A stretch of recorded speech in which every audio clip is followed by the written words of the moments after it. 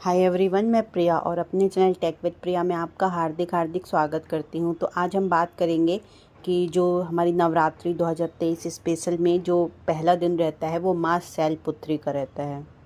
Okay, तो आज हम जानेंगे कि उनका एक्चुअल कथा क्या है, कैसे शैलपुत्री उन्होंने उनके नाम से पूजा होने लगी और वो कौन थी, है ना। आज हम सारा यही बात करेंगे कि पूजा का दिन कौन सा है, पूजा विधि क्या है, उनका कथा क्या है, महत्व क्या है। तो शास्त्रों के अनुसार नवरात्रि माता भगवती की आराधना, संकल्प, साधना और सिद्धि का दिव्य समय है। यह तन मन को निरोग करने का शुभ अवसर भी है। देवी भागवत के अनुसार देवी ही ब्रह्मा, विष्णु एवं महेश के रूप में सृष्टि का सृजन, पालन और संहार करती हैं। भगवान महादेव के कहने पर रक्त बीज, शुंभ निशुंभ, मधु कैटभ आदि दानवों का संहार करने के लिए मां पार्वती ने असंख्य रूप धारण किए, किंतु देवी की प्रमुख 9 रूपों की पूजा अर्चना की जाती है। नवरात्रि का प्रत्येक दिन देवी मां के विशिष्ट रूप को समर्पित है और हर स्वरूप की उपासना करने से अलग अलग प्रकार के मनोरथ पूर्ण होते हैं, जिससे नवरात्रि के पहले दिन मां शैलपुत्री की पूजा की जाती है। ओम देवी शैलपुत्राय नमः। या देवी सर्वभूतेषु मां शैलपुत्री रूपेण संस्थिता। नमस्तस्यै नमस्तस्यै नमस्तस्यै नमो नमः। तो माँ दुर्गा अपने पहले स्वरूप शैलपुत्री के नाम से पूजी जाती हैं। पर्वतराज हिमालय की पुत्री होने के कारण इनका नाम शैलपुत्री पड़ा था। अपने पूर्व जन्म में यह प्रजापति दक्ष की कन्या के रूप में उत्पन्न हुई थी, तब उनका नाम सती था। इनका विवाह भगवान शंकर जी से हुआ था। एक बार प्रजापति दक्ष ने बहुत बड़े यज्ञ का आयोजन किया और सारे देवताओं को अपना अपने यज्ञ भाग प्राप्त करने के लिए निमंत्रित किया, किंतु शंकर भगवान को ने इस यज्ञ में आमंत्रित नहीं किया। देवी सती ने जब सुना तो हमारे की एक अत्यंत विशाल यज्ञ का अनुष्ठान कर रहे हैं, तब वहाँ जाने के लिए उनका मन विकल हो उठा। अपनी यह इच्छा उन्हें भगवान शिव को बताई। भगवान शिव ने कहा कि प्रजापति दक्ष किसी कारणवश हमसे रुष्ट हैं। अपने यज्ञ में उन्होंने सारे देवताओं को निमंत्रित किया है, किंतु हमें जानबूझकर नहीं बुलाया। ऐसी स्थिति में तुम्हारा वहां जाना किसी प्रकार का भी श्रेयस्कर नहीं होगा। तो शंकर जी ने इस उपदेश से देवी सती का मन तो बहुत दुखी हुआ।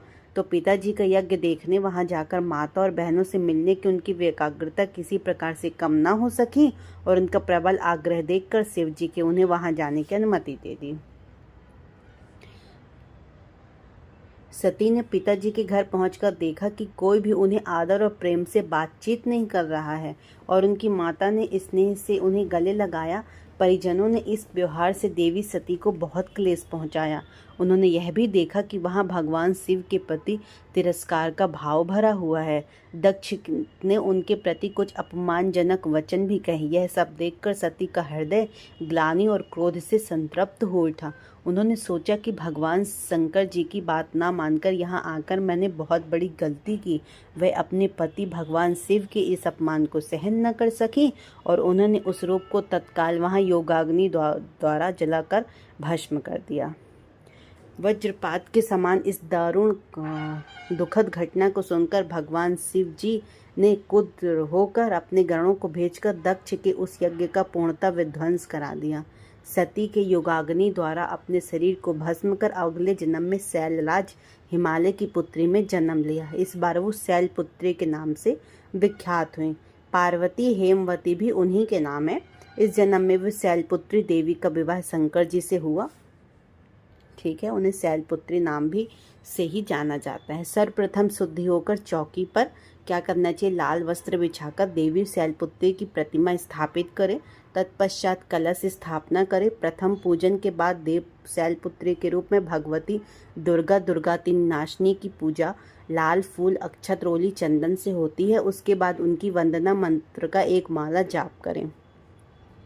तत्पश्चात उन्हें श्रोत पाठ करें। वह पूर्ण होने के बाद माता शैलपुत्री को सफ़ेद चीज़ों का भोग लगाएं और शुद्ध गाय के घी से बना होना चाहिए।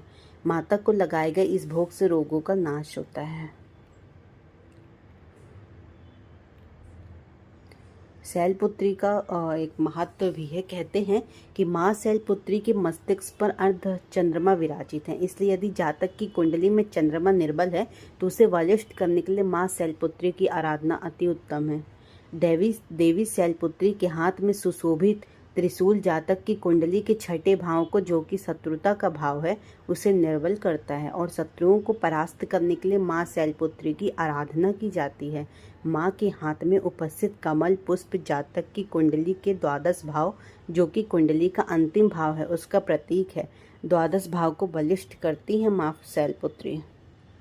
माँ शैलपुत्री देवी पार्वती का ही स्वरूप है, जो सहज भाव से पूजन करने से शीघ्र प्रसन्न होती हैं और भक्तों को मनवांछित फल प्रदान करती हैं। मन विचलित होता है या आत्मबल में कमी होती है तो माँ शैलपुत्री की आराधना करने से बहुत ही सारा लाभ प्राप्त होता है। तो हमें नवरात्रि 2023 में बस जस्ट आने वाली हैं, है ना। तो सभी को जय माता दी। शैलपुत्री माता की जय हो, सदा ही जय हो।